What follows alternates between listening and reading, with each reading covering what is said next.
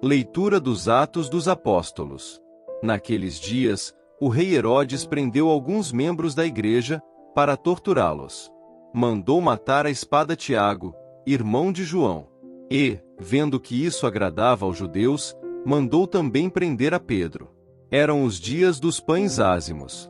Depois de prender Pedro, Herodes colocou-o na prisão, guardado por 4 grupos de soldados, com 4 soldados cada um. Herodes tinha a intenção de apresentá-lo ao povo, depois da festa da Páscoa. Enquanto Pedro era mantido na prisão, a igreja rezava continuamente a Deus por ele. Herodes estava para apresentá-lo. Naquela mesma noite, Pedro dormia entre 2 soldados, preso com 2 correntes, e os guardas vigiavam a porta da prisão. Eis que apareceu o anjo do Senhor e uma luz iluminou a cela. O anjo tocou o ombro de Pedro, acordou-o e disse: "Levanta-te depressa." As correntes caíram-lhe das mãos. O anjo continuou: "Coloca o cinto e calça tuas sandálias." Pedro obedeceu e o anjo lhe disse: "Põe tua capa e vem comigo." Pedro acompanhou-o, e não sabia que era realidade o que estava acontecendo por meio do anjo, pois pensava que aquilo era uma visão. Depois de passarem pela primeira e segunda guarda, chegaram ao portão de ferro que dava para a cidade. O portão abriu-se sozinho. Eles saíram, caminharam por uma rua e logo depois o anjo deixou. Então Pedro caiu em si e disse: "Agora sei, de fato, que o Senhor enviou o seu anjo para me libertar do poder de Herodes e de tudo o que o povo judeu esperava." Palavra do Senhor. Graças a Deus.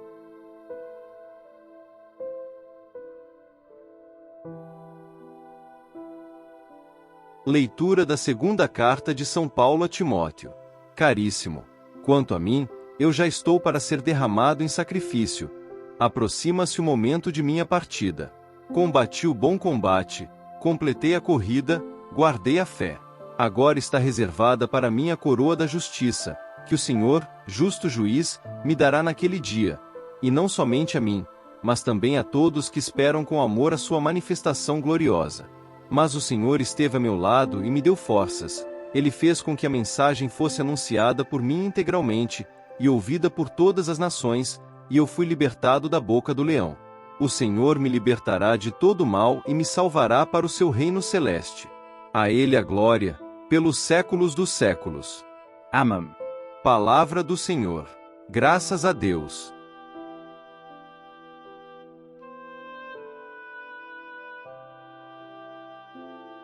Proclamação do Evangelho de Jesus Cristo segundo São Mateus. Glória a vós, Senhor.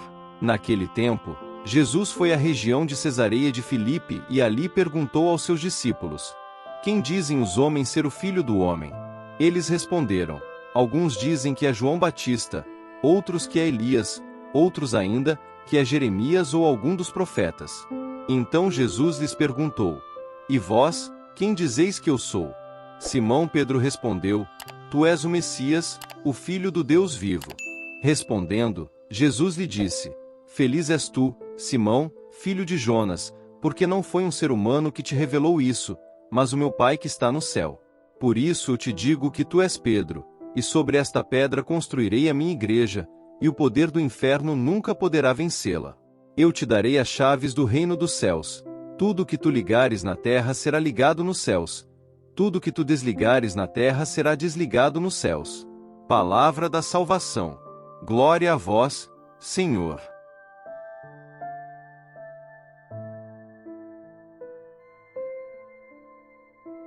Meus queridos irmãos e irmãs em Cristo, hoje somos agraciados com 3 leituras poderosas que nos conduzem a refletir sobre a fé, a coragem e a missão que Deus nos confia.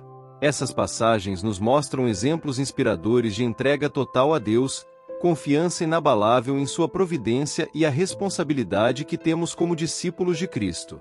Vamos mergulhar nessas leituras e buscar entendê-las profundamente, aplicando suas lições às nossas vidas diárias. Na primeira leitura, tirada do livro dos Atos dos Apóstolos, Atos 12,1-11, encontramos a história de Pedro sendo milagrosamente libertado da prisão. O rei Herodes havia decidido perseguir a igreja e tinha mandado prender Pedro, colocando-o sob a guarda de 4 escoltas de soldados. Parecia impossível que ele escapasse. Mas Deus tinha outros planos. Na noite antes de seu julgamento, um anjo do Senhor apareceu, iluminou a cela e disse a Pedro para se levantar. As correntes caíram de suas mãos, e ele seguiu o anjo para fora da prisão, passando pelas sentinelas sem ser notado. Essa passagem nos lembra que, mesmo nas situações mais desesperadoras, Deus é capaz de nos libertar. A prisão de Pedro simboliza qualquer situação de escravidão ou opressão que possamos enfrentar, seja física, emocional ou espiritual.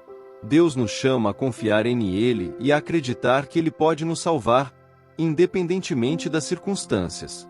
Quando colocamos nossa fé em Deus, Ele age de maneiras que muitas vezes ultrapassam nossa compreensão humana. Agora, pensemos em nossas próprias vidas. Quais são as correntes que nos prendem? Pode ser o medo, a dúvida, a culpa ou algum pecado que não conseguimos superar. Assim como Pedro foi liberto, Deus também quer nos libertar dessas prisões. Ele nos envia seus anjos, sejam eles visíveis ou invisíveis, para nos guiar para a liberdade. Nossa parte a confiar, levantar e seguir. Na segunda leitura, de 2 Timóteo 4, 6 e 8.17-18, encontramos Paulo refletindo sobre sua vida e ministério à medida que se aproxima do fim de sua jornada terrestre. Ele declara: "Combati o bom combate, terminei a corrida, guardei a fé." Paulo vê sua vida como uma oferta a Deus, um sacrifício vivo que ele ofereceu com alegria e dedicação. Ele sabe que lhe está reservada a coroa da justiça, a qual o Senhor, justo juiz, lhe dará naquele dia. Essas palavras de Paulo nos desafiam a considerar como estamos vivendo nossas próprias vidas. Estamos combatendo o bom combate? Estamos correndo a corrida com perseverança e fé? Estamos guardando a fé mesmo em meio às provações?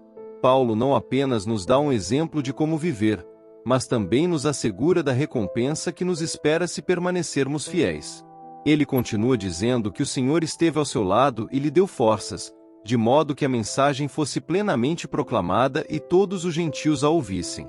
Ele reconhece que foi libertado da boca do leão e que o Senhor o livrará de todo mal, levando-o em segurança para o seu reino celestial. Isso nos lembra que, enquanto estivermos na missão que Deus nos confiou, Ele estará ao nosso lado, fortalecendo-nos e protegendo-nos. Nossa confiança deve estar na sua fidelidade, não nas circunstâncias ao nosso redor. Por fim, no Evangelho de Mateus 16,13 e 19, encontramos a famosa confissão de Pedro. Jesus pergunta a seus discípulos: "Quem dizem as pessoas ser o Filho do Homem?" E eles respondem que alguns dizem ser João Batista, outros Elias, e outros Jeremias ou um dos profetas. Então, Jesus faz a pergunta mais importante: "E vós, quem dizeis que eu sou?" Pedro responde: "Tu és o Cristo, o Filho do Deus vivo." Jesus, então, declara que Pedro é bem-aventurado, porque essa revelação não veio da carne ou do sangue, mas do Pai que está nos céus. Ele diz a Pedro que sobre esta pedra edificará a sua igreja, e as portas do inferno não prevalecerão contra ela. Ele dá a Pedro as chaves do reino dos céus, com o poder de ligar e desligar na terra e no céu. Essa passagem nos revela várias verdades profundas. Primeiramente, a identidade de Jesus como Cristo, o Filho do Deus vivo, é o fundamento sobre o qual nossa fé é construída. Reconhecer quem Jesus é o primeiro passo para entender nossa própria identidade e missão.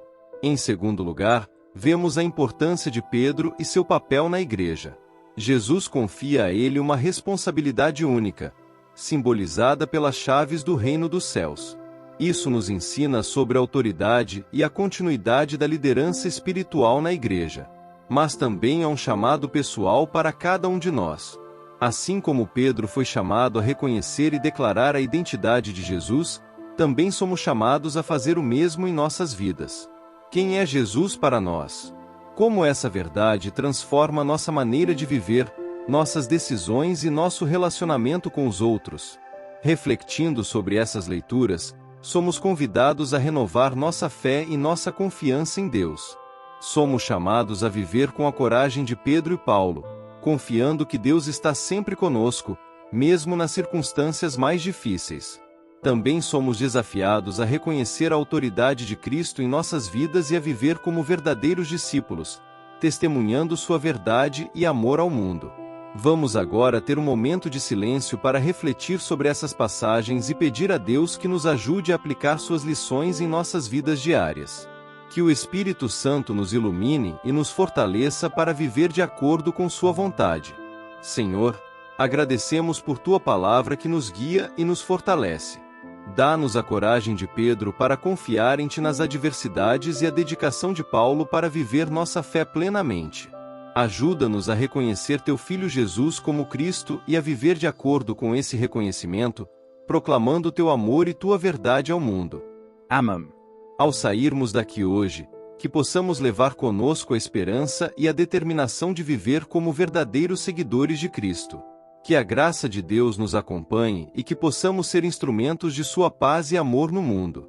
Lembrem-se, somos chamados a ser luz e sal. Vamos brilhar e dar sabor ao mundo com a bondade, a justiça e o amor de Deus. Amém.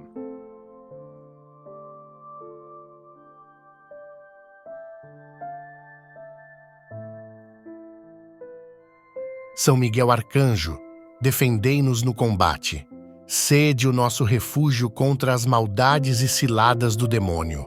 Ordene-lhe Deus, instantemente o pedimos, e vós, príncipe da milícia celeste, pela virtude divina, precipitai no inferno a Satanás e aos outros espíritos malignos que andam pelo mundo para perder as almas. Amém.